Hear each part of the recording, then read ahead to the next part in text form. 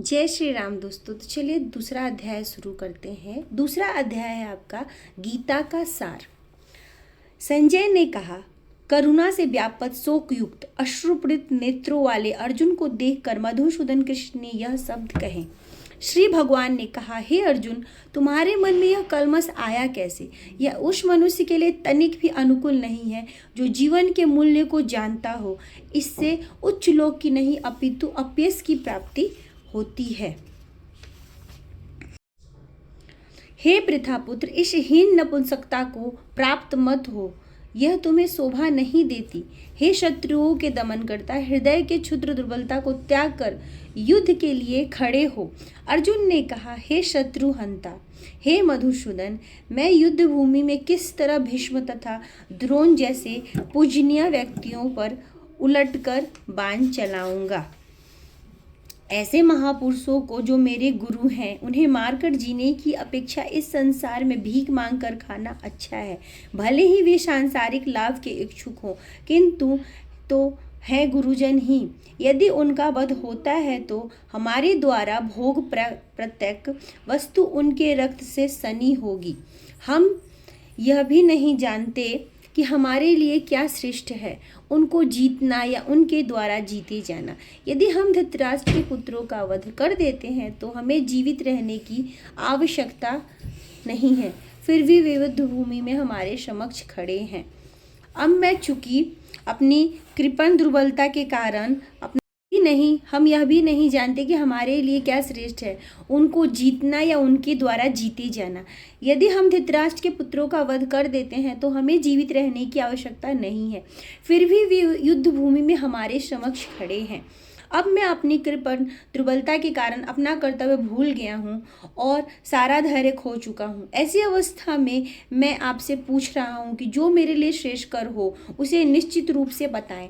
अब मैं आपका शिष्य हूँ और आपका शरणागत हूँ, कृपया मुझे उपदेश दे। मुझे ऐसा कोई साधन नहीं दिखता जो मेरी इंद्रियों को सुखाने वाले इस शोक को दूर कर सके। स्वर्ग पर देवताओं के आधिपत्य की तरह इस धन धान्य संपन्न सारी पृथ्वी पर निष्कंटक राज प्राप्त करके भी मैं इस शोक को दूर नहीं कर सकूंगा। संजय ने कहा। इस प्रकार कहने के बाद शत्रुओं का दमन करने वाले अर्जुन कृष्ण से बोला, हे गोविंद, मैं युद्ध नहीं करूंगा, और चुप हो गया।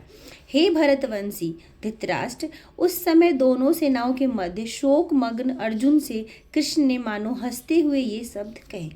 श्री भगवान ने कहा, तुम पांडित्यपूर्ण वचन कहते हुए उनके लिए शोक कर रहे हो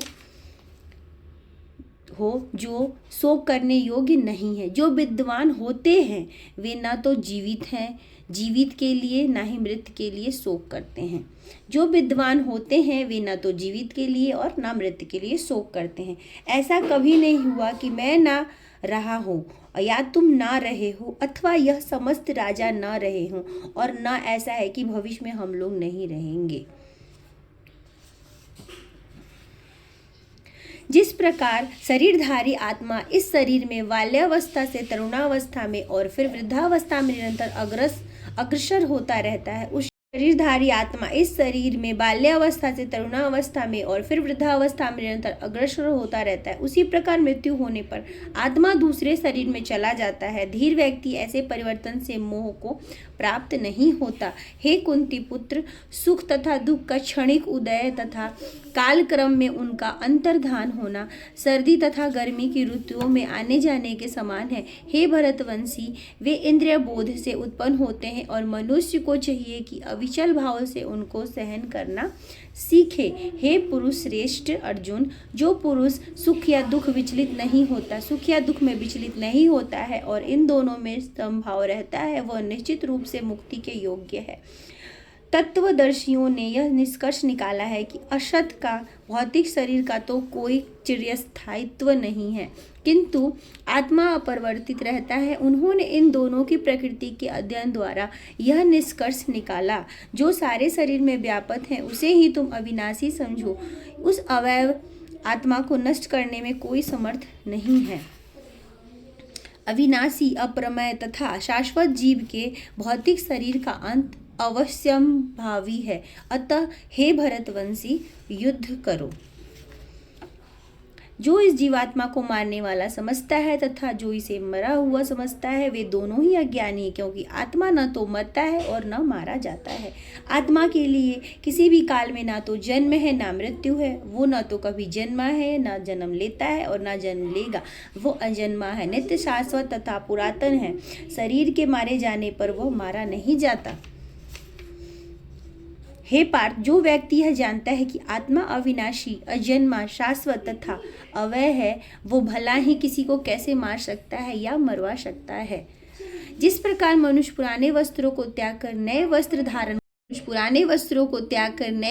धारण करता है, उसी प्रकार आत्मा पुराने शरीर को त्याग कर, व्यर्थ शरीर को त्याग कर नवीन भौतिक शरीर धारण करता है। यह आत्मा ना तो किसी शस्त्र द्वारा खंड किया जा सकता है, न अग्नि द्वारा जलाया जा सकता है, न जल द्वारा भिगाया, वायु द्वारा सुखाया जा सकता है। यह आत्मा अखंडित है तथा अघुलनशील है। इसे ना तो जलाया जा सकता है, ना ही सुखाया जा सकता है। यह शाश्वत, सर्वव्यापी, अविकारी, स्थिर तथा सदैव एक सा रहने वाला है।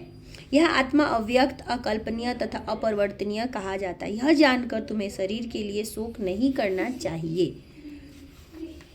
किंतु यदि तुम यह सोचते हो कि आत्मा सदा जन्म लेता है तथा सदा मरता है, तो भी हे महाबाहु, तुम्हारे शोक करने का कोई कारण नहीं है।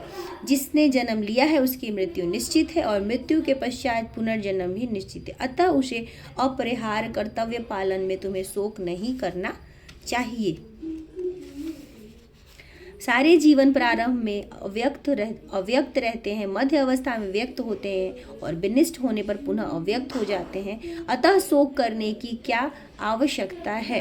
कोई आत्मा को आश्चर्य से देखता है तो कोई इसे आश्चर्य की तरह बताता है तथा कोई इसे आश्चर्य की तरह सुनाता है, किंतु कोई इसके विषय में सुनकर भी कुछ नहीं समझ पाता।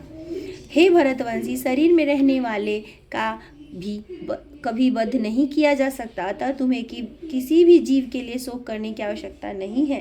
क्षत्रिय होने के नाते अपने विशिष्ट धर्म का विचार करते हुए तुम्हें जानना चाहिए कि धर्म के लिए युद्ध करने से बढ़कर तुम्हारे लिए अन्य कोई कार्य नहीं है।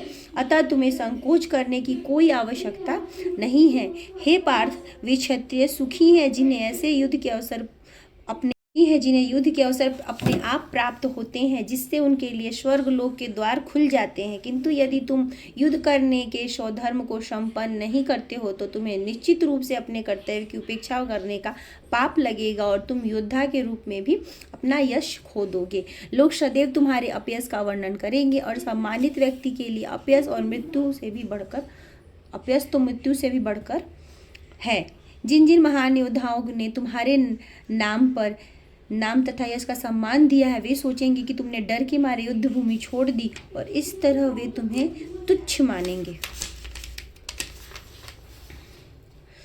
तुम्हारे शत्रु अनेक प्रकार के कटु शब्दों से तुम्हारा वर्णन करेंगे और तुम्हारी सामर्थ्य का उपहास करेंगे। तुम्हारे लिए इससे दुखदायी और क्या हो सकता है। हे कुंती पुत्र, तुम यदि युद्ध में मारे जाओगे तो स्वर्ग प्राप्त करोगे, यदि तुम जीत जाओगे तो पृथ्वी पर साम्राज्य का भोग करोगे। अतः दृढ़ संकल्प करके खड़े हो और युद्ध करो।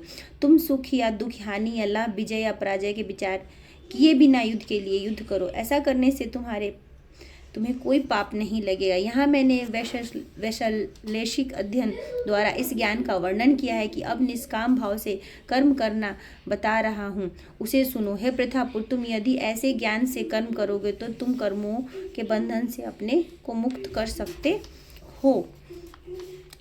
इस प्रयास में न तो हानि होती है न ही हास्य, अपितु यह इस पथ पर की गई अल्प प्रगति भी महान भय से रक्षा कर सकती है। जो इस मार्ग पर चलता है वे प्रयोजन में दृढ़ रहते हैं और उनका लक्ष्य भी एक होता है। हे कुरुनंदन, जो दृढ़ प्रतिज्ञा नहीं है उनकी बुद्धि अनेक संख्याओं में व्यक्त रहती है। अल्पज्ञानी मनुष्य वेदों के उन अलंकारिक शब्दों के प्रति अत्यधिक आसक्त रहते हैं जो स्वर्ग की प्राप्ति, अच्छे जन, शक्ति इत्यादि अलंकारिक शब्दों के प्रति अत्यधिक आसक्त रहते हैं जो स्वर्ग की प्राप्ति, अच्छे जन, शक्ति इत्यादि के लिए विविध सकाम कर्म करने की संतुष्टि करते हैं। अंदर तृप्ति तथा ऐश्वर्यमय जीवन की अभिलाषा के कारण वे कहते हैं कि इससे बढ़कर और कुछ नहीं है। जो लोग इंद्रियां, भोग तथा भौतिक ऐश्वर्य के प्रति अत्यधिक आसक्त होने से ऐसी वस्तुओं से मोहग्रस्त हो जाते हैं जो उनके मनों में भगवान के प्रति भक्ति का दृढ़ निश्चय नहीं होता। वेदों में मुख्यतः प्रकृति के तीनों गुणों का वर्णन हुआ है। हे अर्जुन, इन तीनों गुणों से ऊपर उठो, समस्त द्वैतों और लाभ तथा सुरक्षा की सारी चिंताओं से मुक्त होकर आत्मपरायण बनो। एक छोटे से कूप का सारा कार्य एक विशाल जलाशय से तुरंत पूरा हो जाता है, उसी प्रकार वेदों के आंतरिक तात्पर्य जानने वाले को उनके सारे प्रयोजन सिद्ध हो जाते हैं।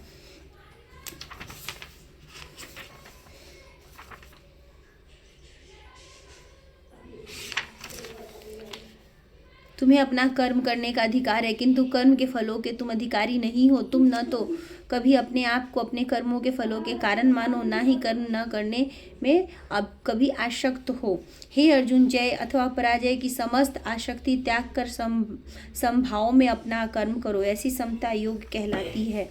हे धनंजय, भक्ति के द्वारा समस्त गृहीत कर्मों से दूर रहो और उसी भाव से भगवान की शरण ग्रहण करो। जो व्यक्ति अपने सकाम कर्म फलों को भोगना चाहते हैं वे कृपण हैं। इस तरह भगवत भक्ति में लगे रहकर बड़े बड़े ऋषि, मुनि तथा भक्तगण अपने आप को इस भौतिक संसार में कर्म फलों से मुक्त कर लेते हैं। इस प्रकार वे जन्म मृत्यु के चक्र से छूट जाते हैं और भगवान के पास जाकर उस अवस्था को प्राप्त करते हैं जो समस्त दुखों से परे है। जब तुम्हारी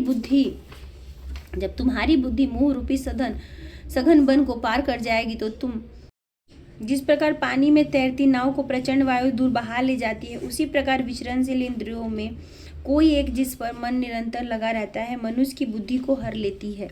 अतः हे महाबाहु, जिस पुरुष की इंद्रियां अपने अपने विषयों से सब प्रकार से विरत होकर उसके बस में है, उसी की बुद्धि निसंदेह स्थिर है। जो सब जीवों के लिए रात्रि है वह आत्म संयमी के जागने का समय है, और जो समस्त जीवों के जागने का समय है वो आत्मरक्षक मुनि के लिए रात्रि है। जो पुरुष समुद्र में निरंतर प्रवेश करते रहने वाली नदियों के समान इच्छाओं के निरंतर प्रभाव से विचलित नहीं होता और सदैव स्थिर रहता है, वही शांति प्राप्त कर सकता है। वह नहीं जो ऐसी इच्छाओं को तुष्ट करने की चेष्टा करता है। जिस व्यक्ति की इंद्रिय तृप्ति की समस्त इच्छाओं का परित्याग कर दिया है, जो इच्छाओं से रहित रहता है और जिसने सारी ममता त्याग दी है तथा अहंकार से रहित है, वही वास्तविक शांति को प्राप्त कर सकता है। हे आध्यात्मिक तथा ईश्वरीय जीवन का पथ है यह, जिससे प्राप्त करके मनुष्य मोहित नहीं होता। यदि कोई जीवन के अंतिम समय में भी इस तरह स्थिर हो तो वह भगवत धाम को प्रवेश कर जाता है। जय श्री राम। कल हम आप तीसरा अध्याय करेंगे कर्मयोग। वीडियो अगर आपको पसंद आए तो लाइक शेयर सब्सक्राइब कर दें चैनल को और कमेंट में ज़रूर लिखें। जय श्री राम।